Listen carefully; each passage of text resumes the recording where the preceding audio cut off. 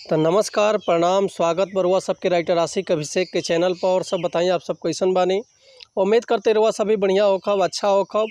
तो रउआ समन खातिर लेके आ गए बने बिल्कुल ज़बरदस्त, बिल्कुल ब्लास्ट, बिल्कुल खतरनाक, बिल्कुल नया कंपोजिशन, पति पत्नी के हिट ज़बरदस्त पारिवारिक मैटर लेके आ गए रउआ समन खातिर।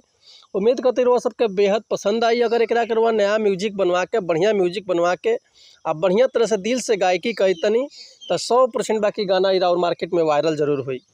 इससे पहले रुआ समझ से कहल चाहब कि अगर रुआ गायकी में इंटरेस्ट बा, गायकी में कदम रखले बानी, गायकी कल चाहतनी और रुआ के बढ़िया मैटर नहीं मिलत, बढ़िया गाना नहीं मिलत, बढ़िया से तुकबंदी नहीं मिलत, रुआ के बढ़िया म्यूजिक नहीं मिल पाओ तो रुआ अगर हमारा चैनल पर आ गए बनी तो रुआ सबके निराश भइले के जरूरत नहीं है। काहे से कि रुआ सबन खातिर हम हर एक प्रकार के सॉन्ग लिखिले, हिंदी होके चाहे भोजपुरी होके, चाहे रुआ कोनो भी ट्रैक पर भोजपुरी गाना लिखवा सकिले।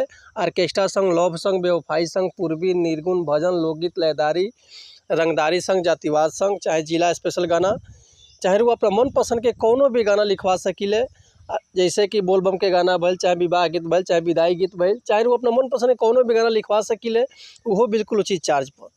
तो ऐसे कहल चाहब रुआ सबन से कि रुआ अगर हमारे चैनल पर आ गए बनी तो चैनल के लाइक कर दी, सब्सक्राइब कर दी, बेल आइकन प्रेस कर दी ताकि कोनो वीडियो अपलोड करी तो सबसे पहले नोटिफिकेशन रुआ समझ के मिले। अगर वह सबके वीडियो अच्छा लगा था तो एगो प्यारा सा कमेंट कर दी। चलिए देर ना करते हुए आज के मीटर देखल जा का एकर लय बा, का एकर धुन बा, रुआ समझ के हम गा के बताओ तो उम्मीद करती रुआ सबके बेहद पसंद आई। 100% में 100% गाना पसंद आई। तो चलिए देखिए आज के गाना कैसे बा कि घर ही रह पिया जनी जा कमाए, मांगम नहीं कुछ बात बुझेलो ना काहे।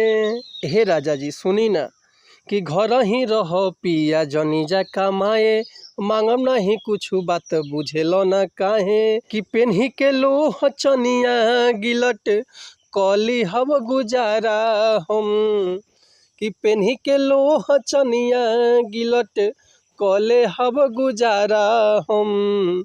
मेहर पतनी का करी रहम, विदेशवा जनी रउआ जाई बलम। कि मेहर पतनी का करी रहम, विदेशवा जनी रउआ जाई बलम।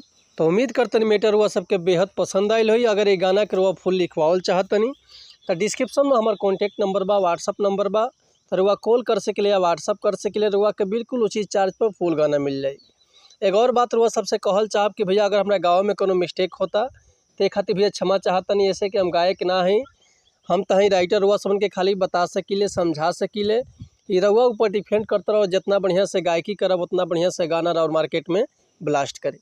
तो चलिए मिलते हैं नेक्स्ट वीडियो में कुछ नया गाना, कुछ नया धुन, कुछ नया कंपोजिशन लेके। तब तक के लिए रुआ सबसे अनुमति चाहतनी। अगर रुआ कोनो भी तरह के म्यूजिक भी बनवाल चाहते हैं तो बेहिचक कॉल या व्हाट्सअप कर सकतनी। हमार कॉन्टैक्ट नंबर बा 81 78 24 48 75 और हमार व्हाट्सअप के नंबर बा 81 78 24 48 75। तो रुआ कॉल या व्हाट्सअप कर सकतनी। तो मिलत है नेक्स्ट वीडियो में, तब तक ले सब सहमति चाहब। नमस्कार प्रणाम, जय हिंद, जय भारत, जय भोजपुरी समाज, हर हर महादेव, जय शिव शंभु, जय माता दी।